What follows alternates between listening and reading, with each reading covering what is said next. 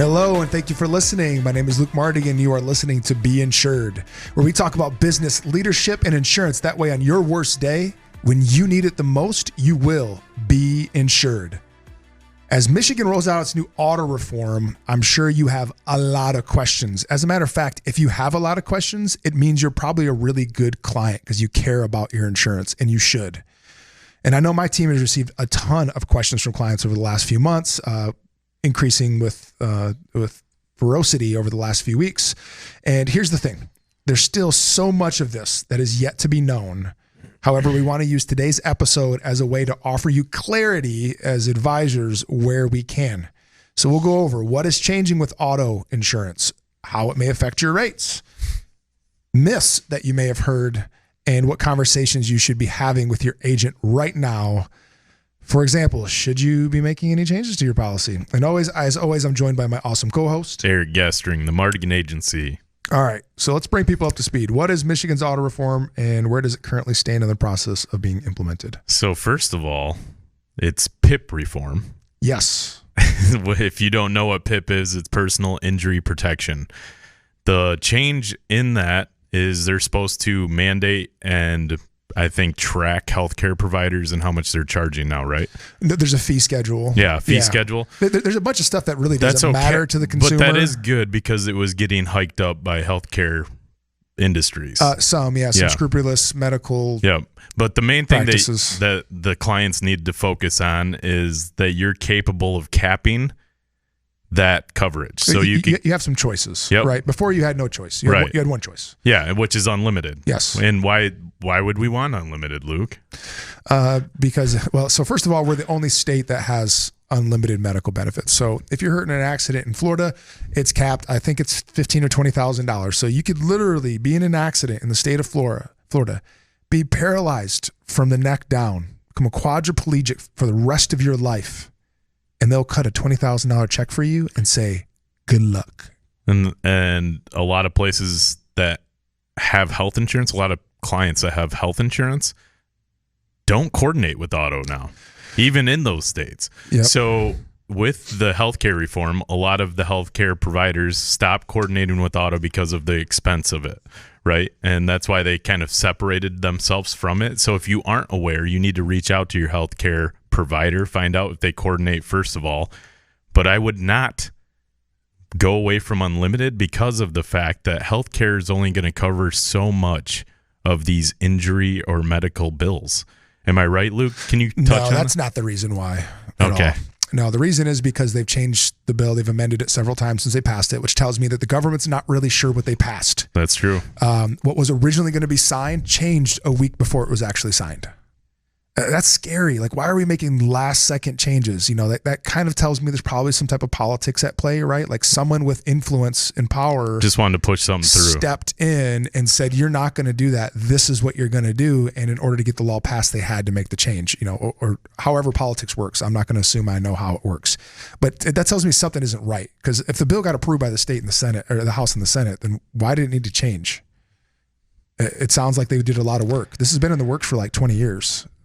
So the main reason why you want to keep unlimited, I'm recommending to all my clients, you keep unlimited PIP coverage on your auto insurance policy. So leave your policy as it is. Yep, which means that you don't have to do anything. Good news. For the first time in insurance, you can just not do anything and it will stay unlimited and your rates will still go down a little bit, more likely than not. At least the PIP rate will. Yeah, it should.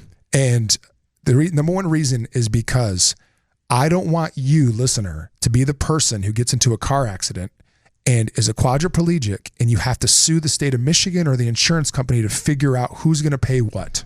And how long would that litigation last? Years. It took like 20 years for the order of priority on the original no-fault bill to get set. And then it changed several times afterward. I think I was doing fraud investigation. I think it was like 2010 or 2011, 2012, somewhere in there, that it changed again, the order of priority, which just literally says who pays for what, you know. So if you're a passenger in a car and you don't have insurance, well, and then it goes to the resident relative. There's all this order of priority thing.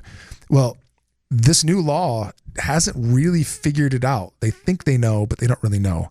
And so you have an option to opt out completely. You can Yep. go to 250,000 with an opt-out. You can go to $500,000. You have some options. The savings is not significant enough to make it worth your time. Because you're only saving in the PIP portion Yes. of your entire auto It's only policy. one coverage. So Yep. there's been a lot of PR out there about saving money, making changes on your auto policy.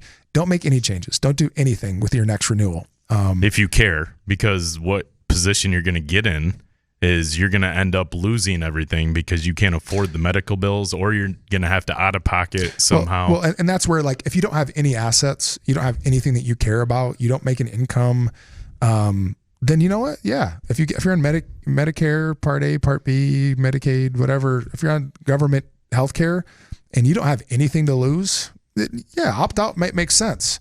But the problem is, the more people that opt out, this new law allowed you to sue for medical costs, which wasn't possible before.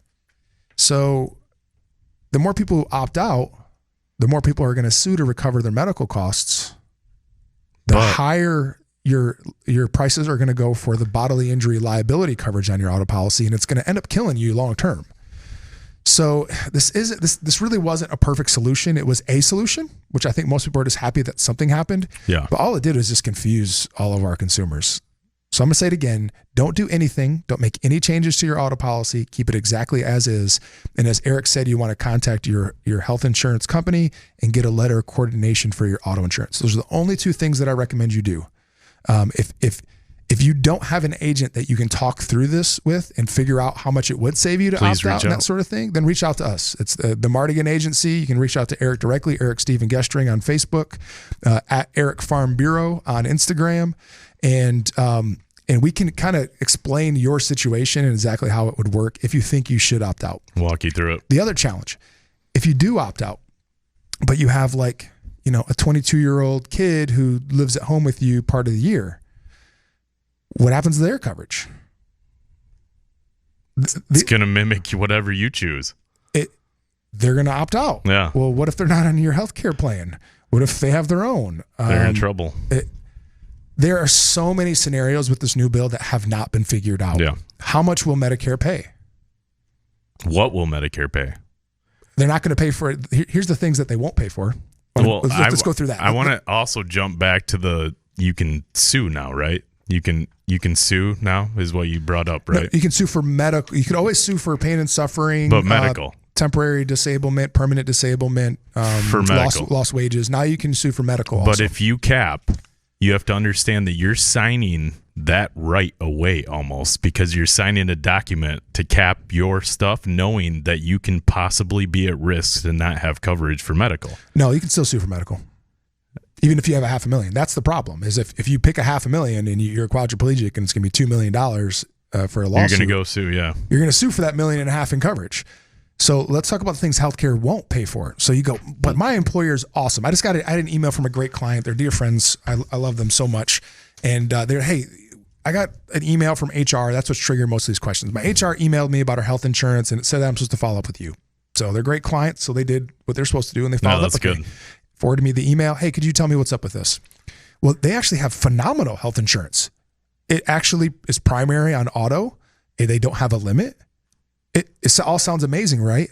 Except for the things it doesn't pay for. Like long-term care? Well, for instance, one of our agents in our agency, she's been on the radio show a few times, Megan Vermillion, her brother-in-law was in a tragic car accident 3 years ago. Nope. And is quadriplegic and requires daily assistance. Well, are you going to do that daily assistance? Well, then how are you going to pay your bills? Well, they'll actually pay for in-home attendant care. So they can actually pay somebody or themselves be paid to take care of him. Also, they paid for a vehicle. This is stuff health insurance doesn't pay for. They paid for a vehicle to be modified so that he could take his wheelchair and actually be transported around. And the home to be updated. Yep. Auto insurance updated the home. And so it actually put in a wheelchair ramp so that he could have accessibility to his home, stuff that healthcare doesn't take care of. He was in a long-term care unit facility for a year and a half. Yeah. Where they were rehabilitating him so he could have basic functions and teach him with certain things. He might be he might be a paraplegic. I think he's paraplegic. Yeah, paraplegic. Yeah, because he has some function in his hands. Yep. But traumatic brain injury. So that requires even more intensive therapy to help him regain speech and his ability to communicate and all that. All stuff health insurance isn't going to pay for. Yep. And that's what you're really giving up. For me, it's my conscience that won't allow my clients to opt out because, if Eric and Stephanie, the clients who email me about that, who I love dearly, if I had given them advice, and this is what's happening all over, you're getting emails from all the big companies, USAA, Geico, save money on your car insurance, even, billboards in town, save money in your car insurance.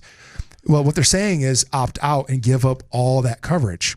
Well, if they followed that advice and they opted out to save, for them it was $1,100 a year total for PIP coverage on 5 cars, including 3 teenage drivers. $1,100 a year. That's how much it was. That's not worth it. And for them, they're doing okay. He owns a business, and that wouldn't be a financial hardship for them to pay that, right?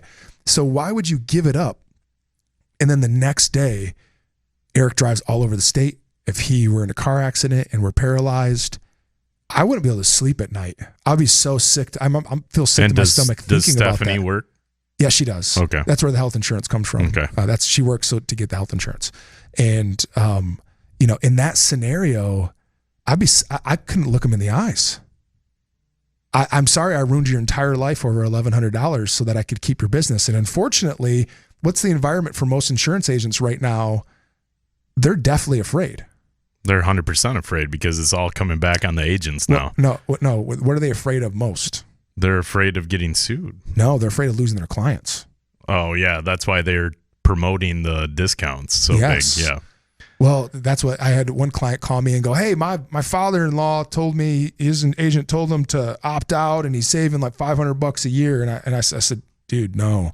And I explained it to him and he's like, that's not worth it at all. Why would I opt out? And I said, right. And he's like, he actually said it to me. He goes, if I get paralyzed tomorrow, you'd feel like crap over $500 a year. I said, right. This is what I'm saying. It's not worth it. And so your insurance agent may be one of those people who is deathly afraid of losing you as a client to the online companies or the people who have companies that have billboards. Quoting you the capped rates with maybe lowered BI. Yep. And right now you should be increasing the BI because of what you said about suing for medical. So bodily injury is the liability portion that if somebody sues you, the insurance company can settle the claim with them or pay a judgment. Right. Well, all of our clients, if you make over 6 figures or you are worth over 6 figures, you need an umbrella liability policy because you can get up to $1 million in your auto.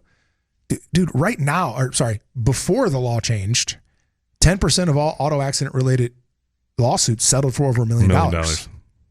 So you're riding around with $100,000 per person, $300,000 per accident, and 1 out of 10 of the accidents that you're going to be in, someone's suing you for $1 million. Like, that's how you bankrupt generations, right? Healthcare bills, lawsuits, bankrupt generations. That's true. People are worried about their credit card being due.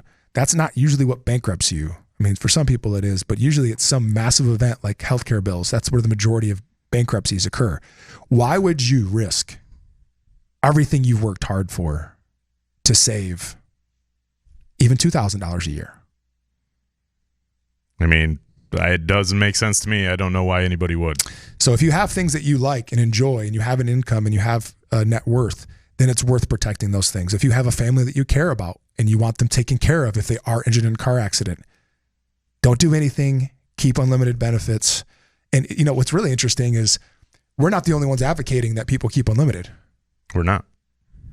Plaintiffs' attorneys, these are the people who sue the insurance companies. They're in the news articles and newspapers. They're putting out press releases saying, don't change your coverage. And raise your bodily injury and understand that's them giving up revenue later because when they sue, if you opted out, if they had said, hey, opt out, they could now sue for your medical bills, right? But they're coming from the same place we are. But they know that it's not what's best for you because they know it's just going to cause years of legal trouble.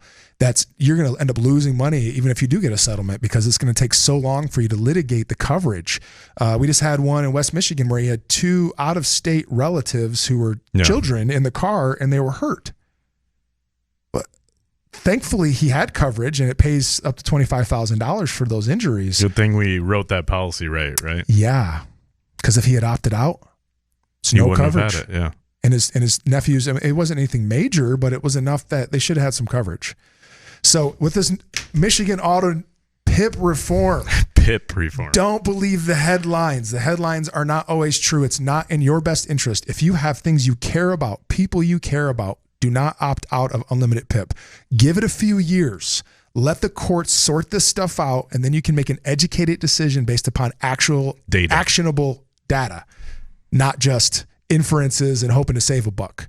Or your neighbor and friend that knows everything about insurance but has no license. Yeah. Well, my friend who helped write the bill, well, I mean, he faxed the paperwork over. Anyways, thank you so much for listening to Be Insured. Always appreciate you joining us. You can catch us next time on Business Wrap Radio. Talk to you soon.